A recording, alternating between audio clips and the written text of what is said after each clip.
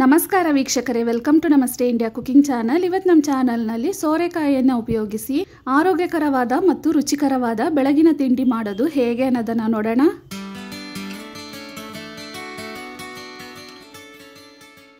ಒಂದು ಸೋರೆಕಾಯಿಯಲ್ಲಿ ಅರ್ಧ ಭಾಗವನ್ನು ತಗೊಂಡಿದ್ದೀನಿ, ಅಂದರೆ 350 ಗ್ರಾಮ್ ಅಷ್ಟು.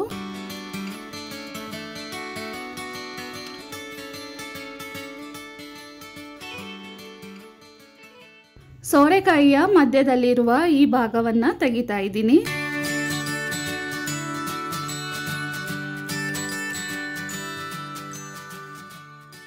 ಸಿಪ್ಪೆ ಎಳೆದಾಗಿರೋದ್ರಿಂದ ಅದ್ರ ಸಮೇತನೇ ತುರ್ಕೊಳ್ತಾ ಇದ್ದೀನಿ.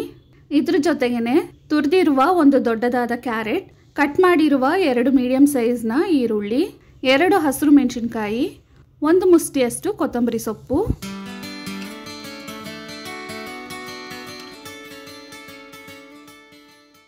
ಒಂದು 1/4 ಕಪ್ ಅಷ್ಟು ಹಸಿ ಅಕ್ಕಿ ಹಿಟ್ಟನ್ನು ಹಾಕ್ತಾ ಇದ್ದೀನಿ, ಅಂದರೆ 150 ಗ್ರಾಮ್ ಅಷ್ಟು ಅಕ್ಕಿ ಹಿಟ್ಟು, 1 ಸ್ಪೂನ್ ಜೀರಿಗೆಯನ್ನು ಹಾಕ್ತಾ ಇದ್ದೀನಿ, ರುಚಿಗೆ ತಕ್ಕಷ್ಟು ಉಪ್ಪು. ಇದನ್ನು ಚೆನ್ನಾಗಿ ಒಂದ್ಸಲ ಮಿಕ್ಸ್ ಮಾಡಬೇಕು.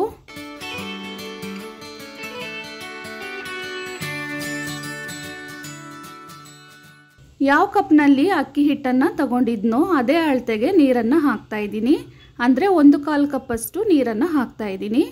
ಇದನ್ನು ಒಂದ್ಸಲ ಚೆನ್ನಾಗಿ ಮಿಕ್ಸ್ ಮಾಡಬೇಕು.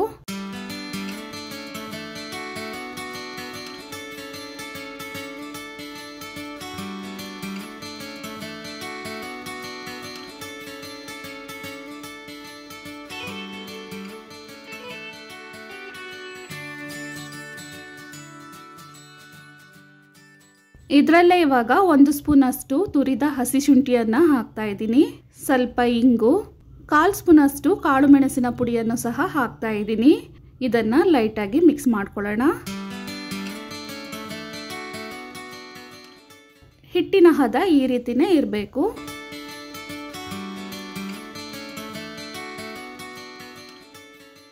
ಒಂದು ಪ್ಯಾನನ್ನು ಬಿಸಿ ಮಾಡ್ಕೊಂಡಿದ್ದೀನಿ. ಇದರಲ್ಲಿ ಒಂದು ಚಿಕ್ಕ ಸೌಟಷ್ಟು ಎಣ್ಣೆಯನ್ನು ಹಾಕ್ತಾ ಇದ್ದೀನಿ. ಎಣ್ಣೆ ಬಿಸಿ ಆದಮೇಲೆ ಒಂದು ಸ್ವಲ್ಪ ಸಾಸಿವೆ ಸಿಡಿದಾದ್ಮೇಲೆ ಒಂಚೂರು ಜೀರಿಗೆನೂ ಸಿಡಿದಾದ್ಮೇಲೆ ಸ್ವಲ್ಪ ಬಿಳಿ ಎಳ್ಳನ್ನು ಹಾಕ್ತಾ ಇದ್ದೀನಿ. ಎಳ್ಳಿನ ಬಣ್ಣ ಸ್ವಲ್ಪ ಬದಲಾದ್ಮೇಲೆ 2 ಸೌಟಷ್ಟು ಹಿಟ್ಟನ್ನು ತೆಗೆದು ಪ್ಯಾನ್ನಲ್ಲಿ ಹಾಕ್ತಾ ಇದ್ದೀನಿ. ಹಾಕಿದ್ಮೇಲೆ ಇದನ್ನು ಸಮನಾಗಿ ಮಾಡ್ಕೊಬೇಕು.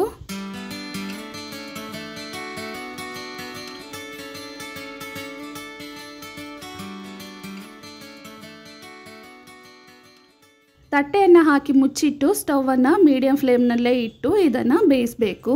ಇದ್ರ ಮೇಲೆ ಸ್ವಲ್ಪ ಎಣ್ಣೆಯನ್ನು ಹಾಕ್ತಾ ಇದ್ದೀನಿ. ಒಂದು ಕಡೆ ಕಂದು ಬಣ್ಣ ಬಂದಿದ ತಕ್ಷಣ ಇದನ್ನು ತಿರುಗಿಸಿ ಹಾಕಬೇಕು. ಇದೇ ರೀತಿ 2 ಕಡೆನೂ ಕಂದು ಬಣ್ಣ ಬರೋವರೆಗೂ ಇದನ್ನು ಚೆನ್ನಾಗಿ ಬೇಯಿಸಬೇಕು. ನಾವೆಷ್ಟು ಚೆನ್ನಾಗಿ ಬೇಯಿಸ್ತೀವೋ ಅಷ್ಟು ರುಚಿಯಾಗಿರುತ್ತೆ. ಬೇಯೋದಕ್ಕೆ ಸ್ವಲ್ಪ ಟೈಮ್ ತಗೊಳುತ್ತೆ.